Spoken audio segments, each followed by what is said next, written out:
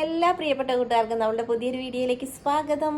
എന്തൊക്കെയുണ്ട് എല്ലാവരുടെയും വിശേഷങ്ങൾ? എല്ലാവരും സുഖമായിട്ടിരിക്കുന്നു വിശ്വസിക്കുന്നു. അതുപോലെ തന്നെ ഞങ്ങളിവിടെ സുഖമായിട്ടിരിക്കുന്നേ. അപ്പോൾ ഇന്ന് നമ്മൾ അടിപൊളിയായിട്ടുള്ള ഒരു മീൻകറിയാണ് ഉണ്ടാക്കാൻ പോകുന്നത്.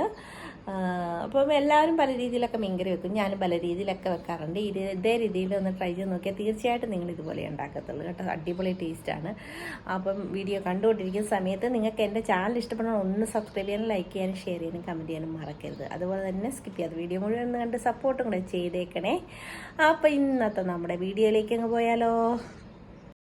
മീൻകറി വെക്കാൻ വേണ്ടിയിട്ട് ഞാനൊരു ചട്ടി എടുത്തിട്ട് അതിലേക്ക് ഒരു ചെറിയ കഷ്ണം ഇഞ്ചി നീളത്തിലരിഞ്ഞതും അതുപോലെ തന്നെ കുറച്ച് കറിവേപ്പില, ഒരു 5-6 കൊച്ചുള്ളി അരിഞ്ഞതും, ഒരു 7 പച്ചമുളക് നെടുക കീറിയതും കൂടെ ഇട്ട് കൊടുത്തിട്ടുണ്ട്. അതിലേക്ക് 1/2 ടീസ്പൂൺ മഞ്ഞൾപ്പൊടിയും ഒരു 3 ടീസ്പൂണോളം എരിവുള്ള മുളക് പൊടിയാണ് ചേർത്ത് കൊടുത്തിരിക്കുന്നത്. അതും കൂടെ ചേർത്ത് കൊടുത്തിട്ട് കുറച്ച് വെള്ളം ഒഴിച്ച് നന്നായിട്ട് നമുക്കൊന്ന് മിക്സ് ചെയ്തെടുക്കാം. ഇതിലേക്ക് എണ്ണ ഒഴിച്ചാണെങ്കിലും നമുക്ക് മിക്സ് ചെയ്യാം. ഞാനിപ്പം വെള്ളം ഒഴിച്ചാണ് മിക്സ് ചെയ്തെടുത്തിരിക്കുന്നത്.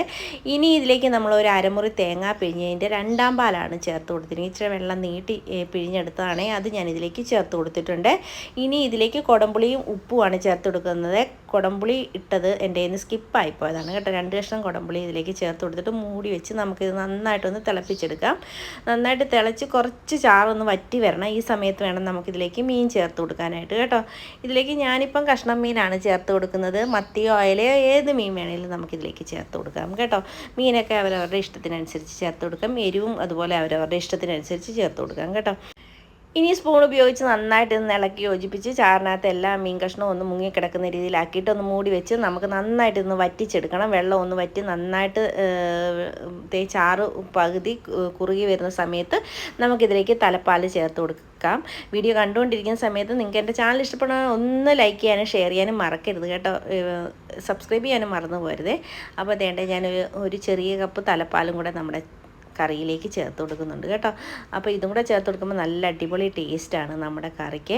ഇനി നമുക്കിതൊന്ന് ചുറ്റിച്ച് കൊടുക്കാം. ചുറ്റിച്ച് കൊടുത്തിട്ട് ഉടനെ തന്നെ തീ ഓഫാക്കണം, തിളപ്പിക്കരുത്. ഈ ചട്ടിയുടെ ചൂടിന് തന്നെ നമ്മുടെ തേങ്ങാപ്പാൽ റെഡിയായി വരും. ഇനി ഇതിലേക്ക് നമുക്ക് കുറച്ച് കറിവേപ്പിലയും അതിൻ്റെ കൂടെ തന്നെ ഒരു 1.5 ടേബിൾ സ്പൂണോളം പച്ച വെളിച്ചെണ്ണയും കൂടെ ചേർത്ത് കൊടുക്കാം. കടുക് വറുത്ത് ചേർക്കേണ്ടവർക്ക് അങ്ങനെ ചേർക്കാം. ഞാൻ സാധാരണയായിട്ട് പച്ച വെളിച്ചെണ്ണയാണ് ഒഴിച്ച് കൊടുക്കുന്നത്. അപ്പോൾ അതും കൂടി ഒഴിച്ച് കൊടുത്തിട്ട് നമുക്ക് ഒന്ന് മൂടി വെക്കാം. അന്നേരം തന്നെ ഒന്ന് മൂടി വെക്കണം. ആ ചൂടിനകത്തിരുന്ന് തന്നെ നമ്മുടെ കറിവേപ്പിലയുടെയും വെളിച്ചെണ്ണയുടെയും ഒക്കെ ടേസ്റ്റ് നമ്മുടെ കറിക്കകത്ത് ഇറങ്ങി വരണം. കണ്ടോ, നമ്മുടെ കറി ഇപ്പം നന്നായിട്ട് അടിപൊളിയായിട്ട് പറ്റി സെറ്റായി വന്നിട്ടുണ്ട്. ചോറിൻ്റെ കൂടെ, അപ്പത്തിൻ്റെ കൂടെയും കപ്പയുടെ കൂടെയൊക്കെ കഴിക്കാൻ അടിപൊളി ടേസ്റ്റാണ്. പൊറോട്ടയുടെ കൂടെ കഴിക്കാനും ഒക്കെ നല്ല ടേസ്റ്റാണ്. ഒരു തവണയെങ്കിലും ഇതുപോലെ തയ്യാറാക്കി നോക്കാത്തവർ എന്തായാലും ഒന്ന് തയ്യാറാക്കി നോക്കണം കേട്ടോ. അപ്പോൾ ഇതുപോലുള്ള ചെറിയ ചെറിയ കുക്കിംഗ് വീഡിയോസും അതുപോലെ തന്നെ വ്ളോഗ്സും ഒക്കെ ആയിട്ട് വരുന്നവരെ എല്ലാവർക്കും താങ്ക് യു.